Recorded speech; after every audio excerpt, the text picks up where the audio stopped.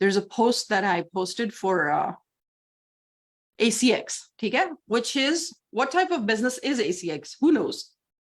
ACX is when you narrate books, किताबें read करना, record करके जो audible पर होती हैं, that's it.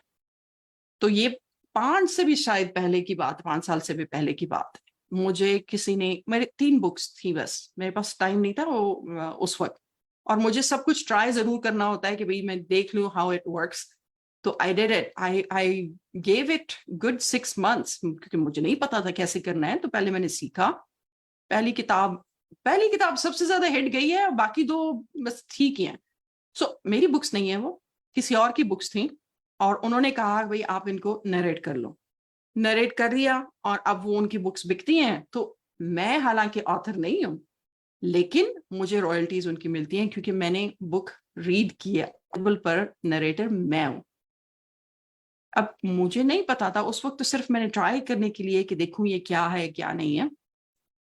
लेकिन अगर $100 भी आपको एक किताब के मिल रहे हैं, और आप 10 किताबें रिकॉर्ड कर लो, तो $1000 तो यही हो गए।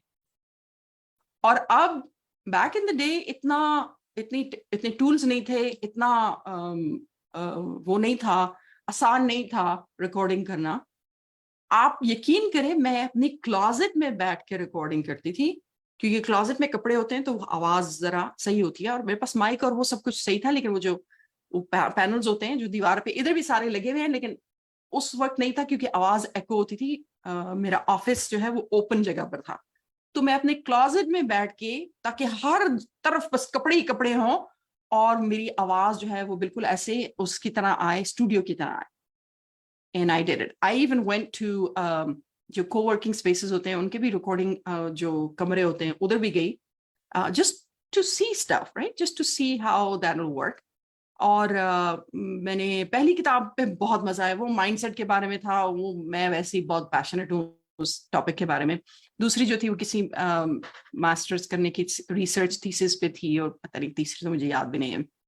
बट एनीवे, कहने का मतलब ये है, figure it out, just start, do something, right? उसको किसी ना किसी जगह पहुंचा लें आप। मैंने जब 3 कर दी, मैंने छोड़ दिया। मैंने कहा नहीं, this takes too much of my time, और I would rather spend my time on something that pays more. लेकिन अगर मैं वो ना करती, तो मैं आज तक यही सोचती कि यार इससे कैसे पैसे बनते हैं, और कितना टाइम लगता होगा, और पता नहीं मैं कर भी सकती हूँ, कर नहीं कर सकती। ये सारे जवाब आप अपने लिए दे सकते हैं, कोई और आपकी जगह नहीं दे सकता।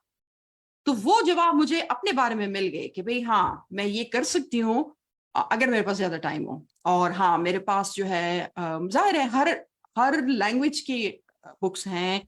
हर एक को मैंने, उसने मेरी बहुत मिन्नतें की, लेकिन उसमें इटालियन वर्ड्स थे, इटालियन थे या स्पेनिश वर्ड्स थे, ठीक है, और नाम थे। अब वो नाम मैं प्रोनाउंस भी नहीं कर सकती थी सही, इस तरह थे, क्योंकि मेरी वो जुबान नहीं है।